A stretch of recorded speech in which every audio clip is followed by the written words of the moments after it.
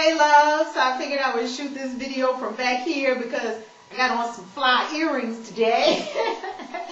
And I wanted to show off these fly earrings while we talk, while we have our chat. So this is what we're going to have a chat about. And the chat we're going to have about now is about your naming power. Your naming power. And here's what I mean by that. And here's why we're having this conversation. We're having this conversation because I get a lot on the YouTube channel from Christians saying, "You can't be a Christian witch. How you gonna do that?" You know, I've seen that comment more times than I can even count, and that's my own consciousness and where I remember being when I was having my whole experience about, you can't be a Christian and a witch. How you gonna do that, boo? Them two don't even match. You know, actually they match very well. It's like peanut butter and jelly. I mean, Christ and magic, that's like peanut butter and jelly. It really is. It's like ham and eggs. It's like, you know, I don't know. Scotch and orange juice. What do people drink? I don't know. But anyway, it goes together very well. And here's why. The other day I was reading Saint Germain on alchemy. Saint Germain on alchemy. And I would get that book. Saint Germain on alchemy. Alchemy is the transmutation, the transformation of the soul. There's the physical alchemy that changes base metal into gold. There's the spiritual alchemy that changes the base nature of the human into the gold of the spirit. Yes? So it's a process by which you transmute yourself through alchemy, spiritual alchemy. So I was reading that book about alchemy and spiritual alchemy, and I got to the page, and I'll show you this in another video. I got to the page where there was an artist. He had drawn a depiction of Saint Germain, and he also had drawn a depiction, a drawing of Jesus Christ. Now here's the interesting thing that he said about Jesus Christ, this particular artist that drew this picture of Jesus Christ. He said, Jesus came to him every night at the same time, 2 o'clock in the morning, for 22 nights straight. Jesus came and appeared to him in the middle of the night. And we call it the middle of the night. Let's talk about that period in the nighttime when it's very powerful to pray. So if we go to the Gospels, we read that many times at the third watch of the night or the fourth watch of the night, Christ withdrew from people, from the hubbub of the world, from stuff that was going on around him. For what reason? To go to a private place to pray. So if you read and you look through the scriptures, which I did that once, I was married at the time. I'm divorced now, but at the time I was married. And I shared with my husband that I was in my ministerial process of training, and a lot was going on. A lot was going on. And my soul wanted to wake up at 4 o'clock in the morning every morning to commune, to be with God, to go through my practices that I was given to develop and train for ministry. When I made that stand and I said, yes, I'll do it, tremendous resistance outpictured itself in the form of my husband saying, what? Now, let me give you a little more background to this story. So, the person I was married to at the time, my healing partner at the time, love him, love him, love him, he's wonderful. My healing partner at the time was the kind of person that liked to stay up late. He was a night owl. And I was a night owl for a while too, until I had maybe my third child. And then I wasn't a night owl anymore, I was an early bird. So somewhere along my life, I shifted from being a night owl to being an early bird. So I wake up very early in the mornings now, 4 o'clock. This morning I was up at 4 o'clock. I did go back to sleep.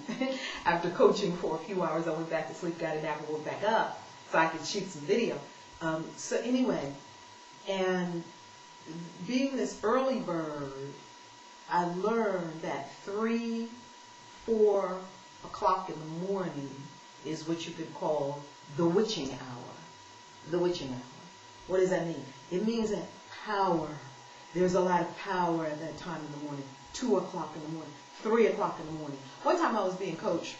I know I'm kind of all over the place in this video. I'm doing stream of consciousness. It's just flowing to me. So I'm going to go with it. So I was being coached, and I had a consequence if I didn't do something that I was supposed to do. And the consequence, one of the consequences was to take a walk outside at 3 a.m. And I did not want that consequence. So what do you think I did? I drew that consequence right to me. I didn't do something I was supposed to do. I did not honor some commitment I was supposed to honor as I was supposed to. So therefore I had to pay the consequence. The consequence was walk outside at 3 a.m. So this particular night, I know that this night, when I'm going to bed, I'm getting ready for bed, I know that I have to pay my consequence at 3 o'clock. So I set the clock to wake up the alarm to alarm me to something so I can get myself dressed and ready. It was kind of cool. It was like in the fall of the year, as I can remember. And it's kind of cold outside. Who wants to get out their bed in the middle of the night and go take a walk? Nevertheless, I did it. Probably, possibly, one of the best things that I have ever done in my life in terms of commune with God. Commune with God within. I walk outside. Now it's kind of cold, and the cold air kind of hits me at 3. And after I get over the initial cold, I notice the stillness, the quiet. So I'm walking, and I look up at the sky. The sky is amazing. The 3 a.m. sky, amazing. So I'm looking at the sky, and I'm feeling this very amazing, powerful, I'm having a powerful experience, and I walk. And it's so still and so quiet. It's like there's a blanket, like a hush over nature. You know, even the birds haven't started to chirp yet. Like around 4 or 5, they start chirping. The birds have, everything is asleep. And it's so beautiful. It's so profound. Now I understood. When I took that walk, I understood why Christ frequently, at that time, went away. So when I shared with my healing partner, my husband at the time, that I was going to do this 4 a.m., wake up every morning, he wasn't too happy about that because he gets in bed like at 3 and I'm going to get up like an hour after that. So it was kind of it was a misalignment. Neither one right or wrong, simply misalignment.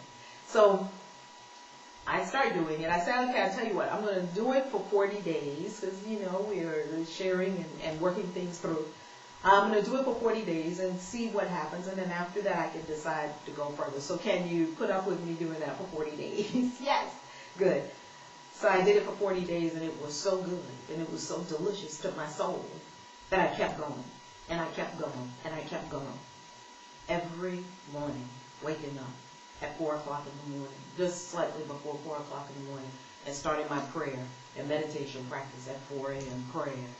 And the practices that I was given as a minister in training and visions. So for about 2 hours, to about 6 o'clock, from about 4 a.m. to 6 a.m. every morning, 7 days a week, every day, for months on end, maybe a year. I don't know, it was a very long time. In my mind, that's not a long time to God, but in my mind, it was a long time. So I understood what that thing meant in that process of why Yeshua, the Christed one, when he was walking on the planet, went away at 2, 3, 4 in the morning and was quiet and still. Now, I only found that out because I got resistance, and it was being mirrored to me from my own inner resistance of just not wanting to do it, the lazy, slothful aspects of myself. Truth be told, let's just tell the truth, okay? As they say, tell the truth and shame the devil. I don't believe in the devil. It's a saying. And so the slothful aspects of myself were in resistance to waking up early in the morning. I don't want to wake up early in the morning. I don't feel like it. Ooh, ego. I don't feel like it. Ooh, ego is all over that. So I started to work through it by doing it. That's how you just overcome resistance and fear. Resistance is nothing but fear, because there's only fear and love in the universe. That's it. And fear ain't real. And love is the only thing that is real. So if you are in any kind of thing other than love, the thing that you're in ain't real, boo. It ain't real, because only love is real. So the thing that I was swirling myself around in, that was causing me to get resistance in my outer world, to the thing that would put me in the love every morning with God at 3, 4 o'clock in the morning, that was something I made up. The ego made that up. So I just let that go. Like, as soon as you see an illusion, would you keep playing with it? Or would you just let it go? You don't need that illusion anymore. It served its purpose, okay. It served its purpose for me to play with that for a little while to keep me out of my destiny. Maybe I was too afraid to live my destiny at that moment. So, we invent all these wonderful things that would be distractions. They keep us from living our destiny. So, okay, I got rid of that.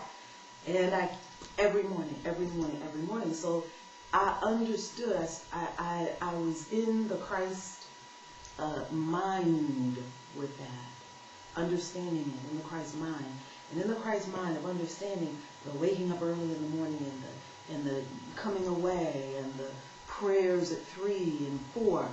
When I studied that, I went back in the Bible, that wonderful magic book. I went back and pardon me, Christians, if y'all didn't like that. Christians don't like you to say stuff about the Bible. Woo! They get mad about that. So Christians, bear with me. I love you. Love you. Forgive me. And so that's how I see the Bible, as a magic book. Everybody gets to see the Bible the way they see the Bible. So for me, it's a beautiful book of magic and mystery and mysticism and everything. So I went back in the Bible and I looked at all the places where they talked about the third watch of the night, the second watch of the third and fourth watch of the night. To the Romans, it was the fourth watch of the night, I believe. To the Jews, it was the third watch of the night. That 3 a.m. to 6 a.m. time. 3 a.m. to 6 a.m., right in that time. Now, if you look in the Bible, you'll find so many miracles that occurred at that time. That's the time Jesus walked on water. That was the time that Saul, give me a moment. When Saul was wanting to overcome David was wanting to overcome the army with Saul, that was the time that he got the victory. Please forgive me if I don't have the details of that story. I'm going to check that story and make a video about it. I'm going to check that story and make a video about that watch of the night. So that 3 a.m. to 6 a.m. period of time, very powerful time. So Christ was always withdrawing at that time to pray, to meditate, to be with God. What does this have to do with naming power? This is what it has to do with it. That you are Christ incarnate. That you are the Christ. That Jesus wasn't somebody that walked around this planet 2,000 years ago and died on a cross. That's the story. And he wasn't the only one that died on a cross. They killed lots of people on the cross. That's the way the Romans did things, so it wasn't nothing special about that. But I would tell you one thing, that I stopped wearing crosses that had Christ on it. Because is that what I want my consciousness to be stuck in? That I want to imprint on my consciousness that he's still laying up there like that, dying? Or do I want in my consciousness to be imprinted the risen Christ? Come on now. Do you want the dead Christ on a cross emblazoned in your consciousness? Or do you want the risen Christ seated at the right hand of God, the fullness of love and light and victory over human death? It was the Course in Miracles teaches us that the crucifixion was an extreme teaching lesson. You don't have to have that kind of extreme lesson if you simply get the message from it. Get the accurate message from it, and then you will stop martyring yourself on the crosses of trying to please other people and the crosses of trying to fit in and the crosses of religiosity. You'll stop crucifying yourself because you will understand the true nature and the true essence of the crucifixion. Let's be clear. So Thank you, Spirit. Christ gives you the power to name yourself. You can name yourself Christian. You can name yourself Christian shaman. You can name yourself Christian witch. You can name yourself Christian magician. You can name yourself Buddhist Christian. You can name yourself Muslim Christian. You can name yourself Christian atheist. Maybe there's a Christian atheist in the world. I don't know. Maybe there's a Christian atheist somewhere that believes in Christ but don't believe in God. Hey! Do you? It doesn't matter. Here's what matters. What matters is, does that thing that you're doing, does the naming power, does the belief that you're in, or what you choose to latch your mind onto, does it feed you, serve you, keep you in the love, or not? There's only two kinds of feelings. Either it feels good or it don't feel good. Either it's a positive feeling or it's a negative feeling. If it's a positive feeling, go toward that. If it's a negative feeling, go away from that. It's so simple. If it's love, go to the love. If it's not love, if it's fear, go away from the fear. That's as simple as I can put it. Because I'm a simple girl and I need things real simple. Love or fear. Those are the only two choices at any given time. And each moment you get to choose. Am I choosing love? Am I choosing fear? Am I choosing love? Am I choosing fear? Know that every time you choose to go and settle for what somebody else names you, nobody else can't name Valerie Love. God names me. Okay? Be clear. Every time you choose to let a Christian tell you you can't be a Christian witch, are you choosing fear? You're afraid of what people are saying about you? Get over it. Because if you're going to live a big life, you can't care more about what people think about you than what God thinks about you. Let's just understand that, shall we? And then you can live free. You don't have to concern yourself with other people and other people's ideas about you. You have one idea about you in your mind, and that's God's idea about you. The inner presence says that you are loved, you are worthy, you are joy, you are good. And when God created you, shaped you, formed you, God said, behold, this is very good. Stay there. Yes? I love you. Mwah. This was an interesting experience for me. I pray that you enjoy it. Take it to heart. And I pray that I can be a messenger in your life, bringing you glad tidings, good news, the gospel. And the good news is that you are Christ. That's the good news, that you're Christ. Amen. Hallelujah. Thank you.